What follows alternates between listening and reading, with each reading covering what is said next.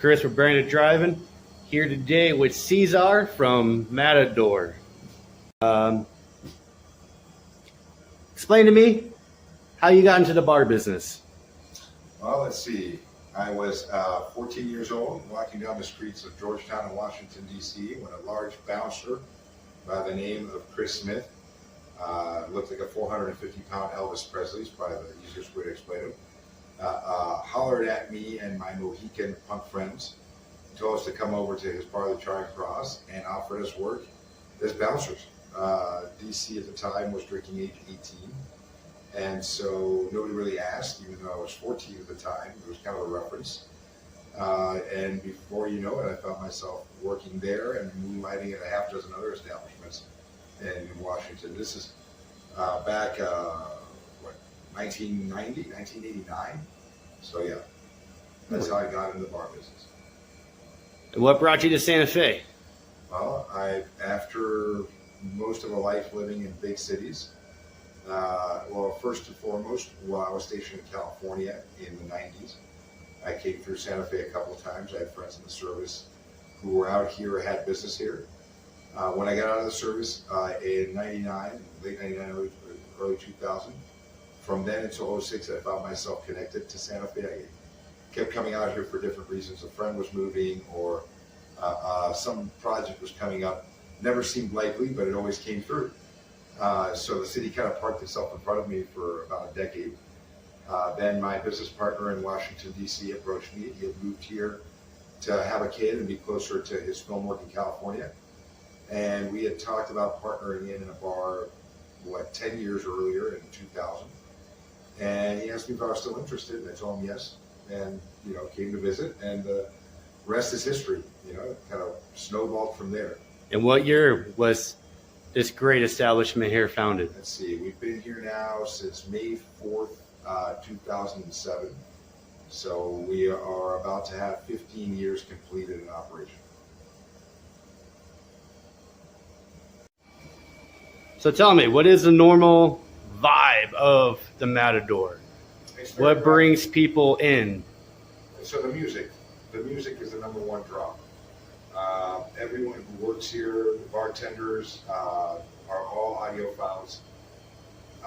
The music largely leans on rock and roll and punk rock, but we also have had a lot of success with soul nights, with electronica, drum and bass, with EDM, and recently have been expanding into reggaeton and Latin rock. There's always been also a good following with soul and hip hop as well. So yeah, just audiophiles, all the good music there is from any genre. That's what draws people here. The bar has been compared to a private listening party or a listening room, for discovering new music. So I think beyond that, people come here because we have a very strong pour. They come here because we have very responsible bartenders who are very friendly and interact with the community. We attract largely the service industry, which we're a part of, so we all have a lot in common.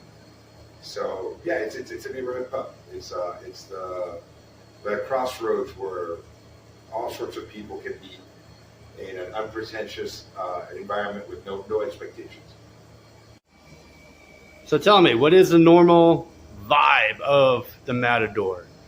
What brings people in? So the music is the number one draw. Everyone who works here, the bartenders, are all audiophiles.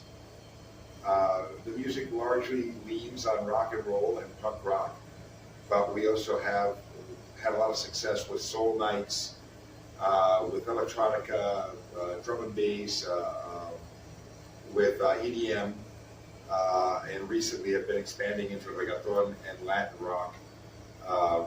There's always been also a good following with soul and hip hop as well. So yeah, just audiophiles, all the good music there is from any genre. That's what draws people here.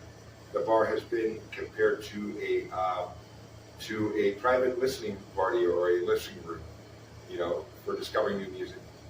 So I think beyond that, people come here because we have a very strong pour.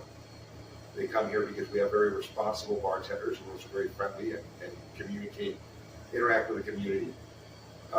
We attract largely the service industry, which we're a part of, so we all have a lot in common. So yeah, it's a neighborhood pub. It's the crossroads where all sorts of people can meet in an unpretentious environment with no expectations. The most important question of all: what makes you different from everywhere else in Santa Fe, and why should we visit you? Well, we are the only underground dive bar in Santa Fe. We're not a restaurant. We're not a hotel.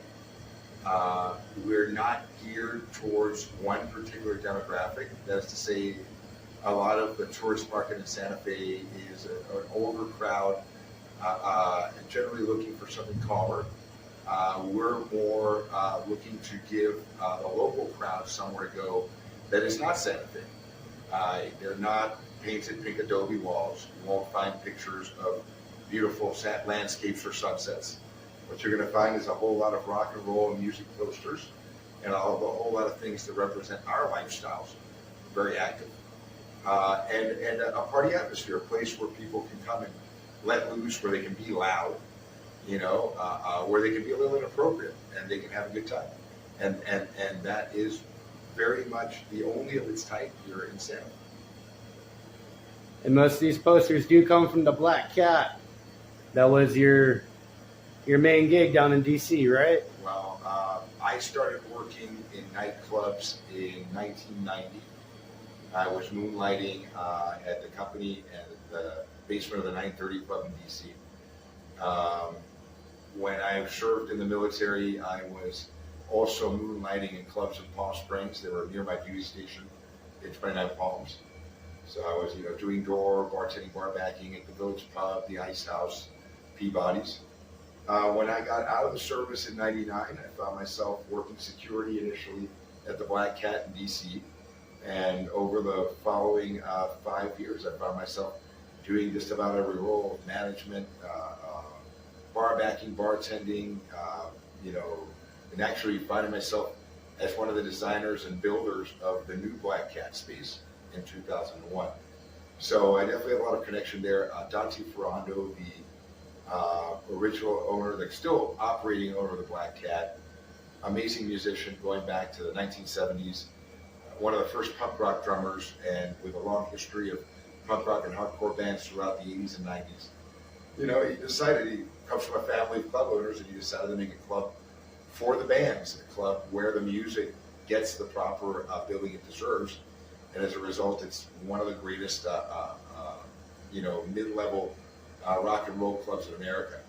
So definitely have a big influence from that. Like I said, The love of music.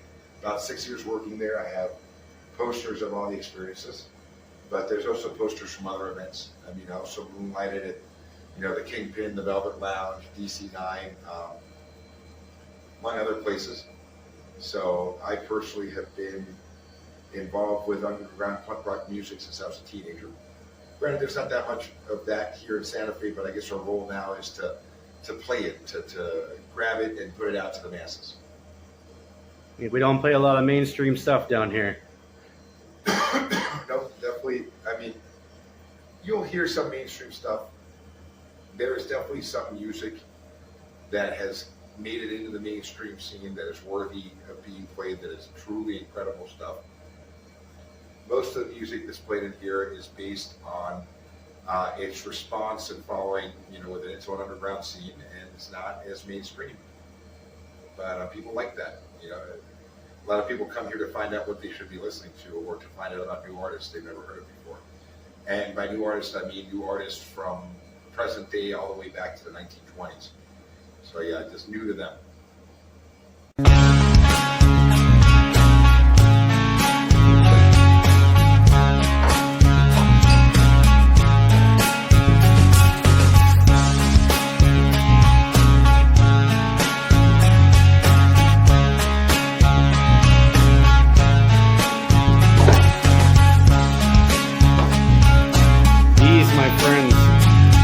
Matador shops. They are famous in town for them.